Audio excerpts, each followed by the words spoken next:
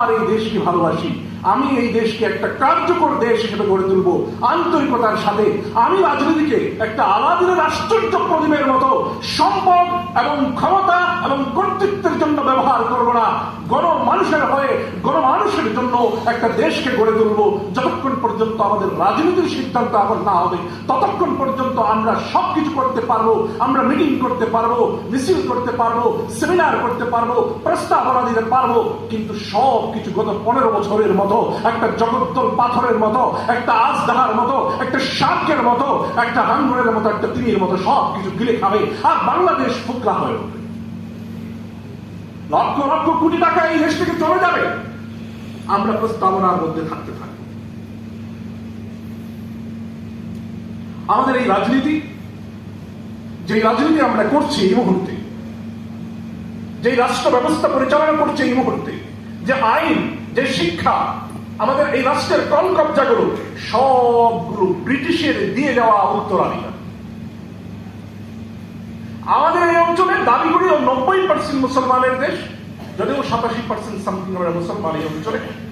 এটা মুসলমানের রাষ্ট্র, এটা ভাটি অঞ্চল, এটা হাওর বাওর নদী নালা মাছ খাল বিলের একটা দেশ।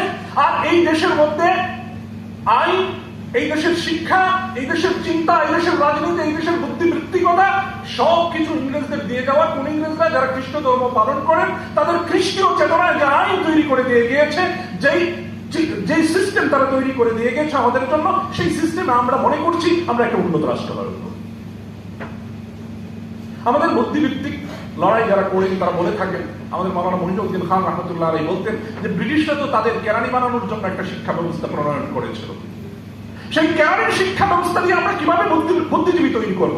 আমাদের বুদ্ধিজীবীরা তো ভারত থেকে ধার করে আনবে, ইউরোপ থেকে ধার করে আনবে, আমাদের সাহিত্য ধার করা হবে, আমাদের চিন্তা ধার করা হবে, আমাদের রাজনীতি ধার করা হবে, আমাদের অর্থনীতি ধার করা হবে। এই ধার করেই আমরা চলবো, কারণ আমরা তো মৌলিকভাবে যে শিক্ষা, এটা কেরানি বানানোর শিক্ষা ব্যবস্থা। ঢাকা বিশ্ববিদ্যালয় প্রাচ্যের অক্সফোর্ড নামে আমরা বলে থাকি। এই বিশ্ববিদ্যালয়ের শিক্ষার্থীরা লাইব্রেরিতে যায় শুধুমাত্র বিসিএস এর হওয়ার জন্য, একটা চাকরির জন্য। কোনো গবেষণা নেই, কোনো চিন্তা নেই, কোনো প্রতি গবেষণা নেই, শিল্প নিয়ে নেই, সাহিত্য নিয়ে নেই, ইঞ্জিনিয়ারিং নিয়ে নেই, প্রযুক্তি নিয়ে নেই, শিক্ষা নিয়ে নেই। ঢাকা বিশ্ববিদ্যালয়ের কোনো গবেষণা নেই। আর যেই গবেষণা হয় সেগুলো আপনারা দেখেছেন সামিয়া রহমানরা চুরি করা গবেষণা। এক ধরনের কম্বিলক ভিত্তি করে তারা তাদের গবেষণা তৈরি করে থাকে।